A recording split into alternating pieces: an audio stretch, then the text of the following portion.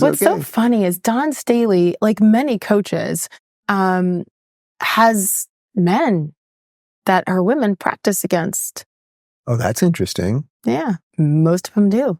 Because why? The men are bigger, stronger, faster, can jump higher. So if that's what you're practicing against, what happens come game time? You're better. So why are they there? Mm-hmm. What, are you just trying to diversify, practice? No. So I'm going to say, I said it on Twitter, I'll say it forever. I love her. She's incredible. What she did, the way she coaches, I'm afraid of her. Yeah. You know what I mean? And in a great way. I respect her so much in her game. And I've talked to her a few times. I really like her as a person. I think she blew it with that. And I don't think she believes it. She hasn't told me that. I haven't talked to her, but she hasn't blocked me yet. I hope she doesn't, because at the end of the day, it's true. You can really love and respect someone and vehemently disagree with them. But I don't believe and it's fascinating though. Why aren't more coaches being asked about that? Who had to ask that question? An Outkick reporter, a conservative reporter, because the mainstream media will not ask those questions because they don't want to put the coach in a tough position, and they don't probably want to know the truth either. It's not asked. Are those WNBA players asked? I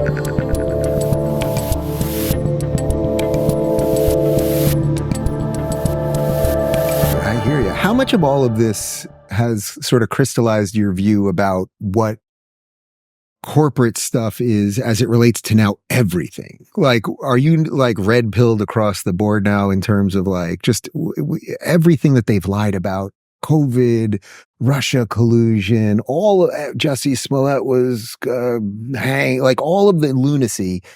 Now, having walked from the corporate side of it, where you see how the control is, is it just you just see it now? It's seeing everywhere through the matrix, basically? Everywhere. Blown away.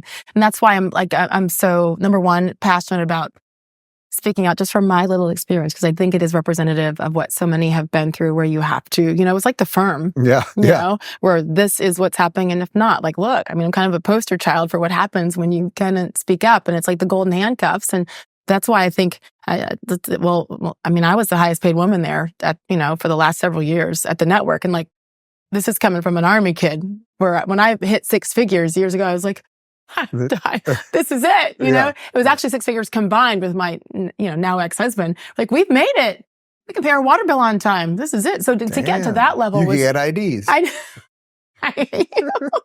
Yes, I had a fake ID in college. Yeah. Wow. And, so black people get fake IDs too? I'm a felon. Jesus. Well, that was back, in the olden days. Where was I? See what you did? Well, just seeing the corporate structure and everything. Yeah. People have to speak up more about it. And especially, like I said, going into an election season where you got to know what you're watching on TV and what these networks are spewing. And if you haven't figured out by now, then I'm concerned about you, right? But that's why we love the independent people like you who are giving the truth based on facts. And then you give your opinion based on those facts, right? And that's the key. People don't have to agree with your opinion on it, but these are the facts, and then go from there. It's everywhere. Listen, that's why I'm so scared about this election too, because what happened in 2020? No, that was not a clean election in my opinion. And I think there's enough facts out there, but it isn't talked about by the mainstream media, and that's just swept under the rug. All the videos that we saw, those crazy ominous videos and ballot stuffing, and we're just going to ignore what happened in Arizona. And so if you choose to ignore it, fine, but get what's coming to you then. And I'm just not ready. I still think there's so much greatness with this country, and maybe that's the military kid in me. But again, being at the Final Four the other day, it was so awesome to see 80,000 people, whatever the number was, packed in there to watch a college basketball game, and to see every person, by the way, stand. Everybody that I saw was taking hats off, and this is the men's Final Four. There were some different things going on at the women's Final Four there, right? Come on, ladies. Goodness gracious. But there's so much good. And I think the vast majority of Americans are like us, or even if you don't agree, it's fine. And lead with kindness and accept others, and race and gender and sexuality and your socioeconomic status doesn't matter. That's the beauty of sports, by the way, right? Because for 3 hours on a football Sunday, everybody's on the same team, and you're high-fiving the Jewish guy next to you, the gay woman over here.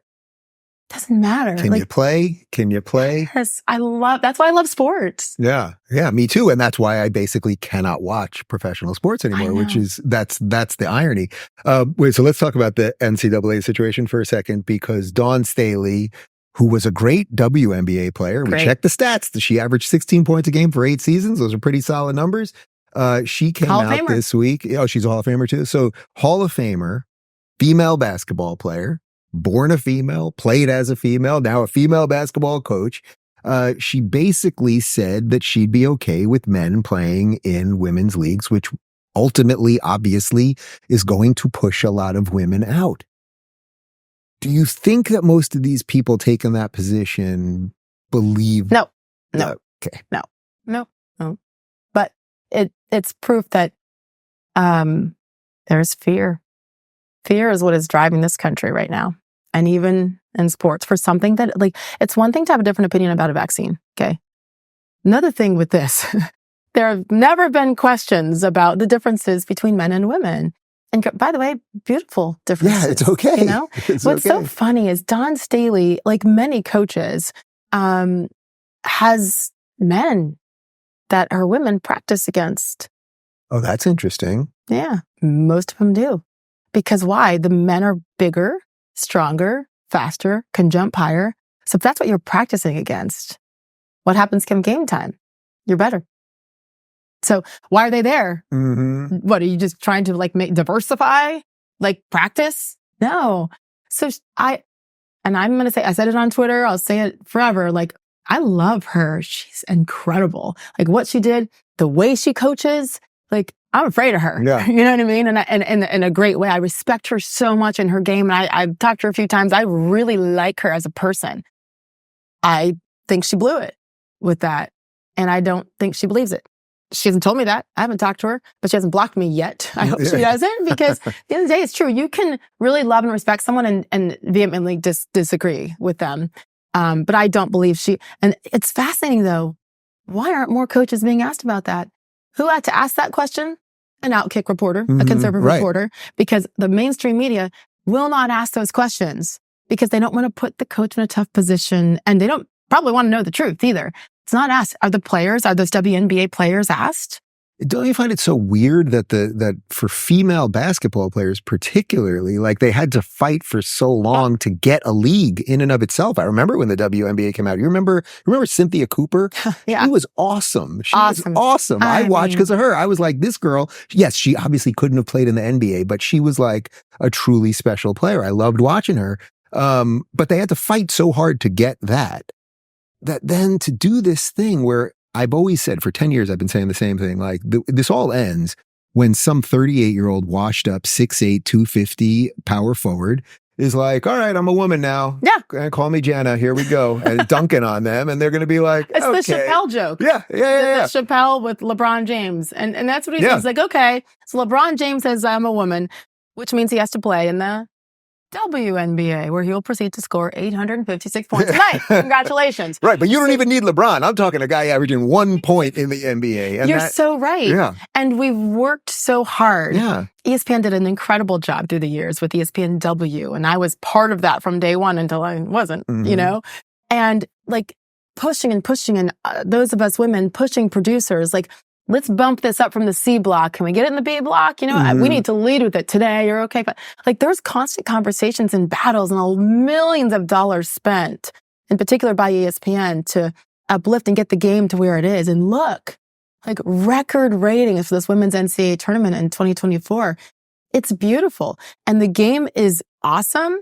The skill guys will tell you, and coaches will tell you, that the women's skill set actually is better than the men. It has to be technically better because you can't do some of the other things that the men can do.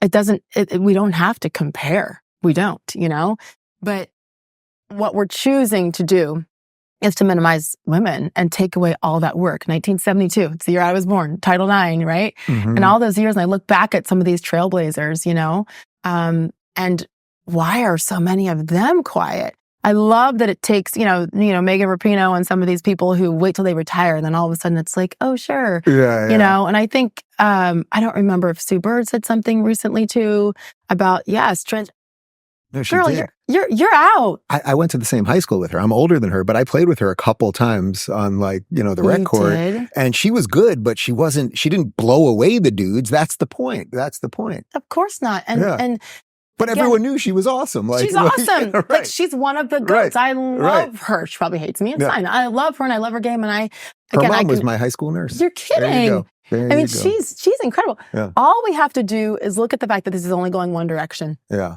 It's only, right.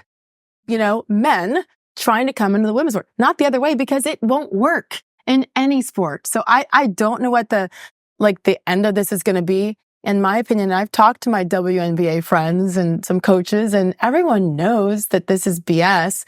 But gosh, I always just say, and even for the female sports anchors throughout my industry, we could crush this if only we'd come together and do it. Again, it goes back to fear. It just blows my mind, though, because this is something that if you stand up, no one's really going to argue with you. Right.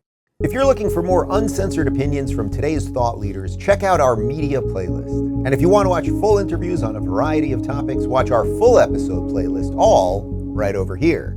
And to get notified of all future videos, be sure to subscribe and click the notification bell.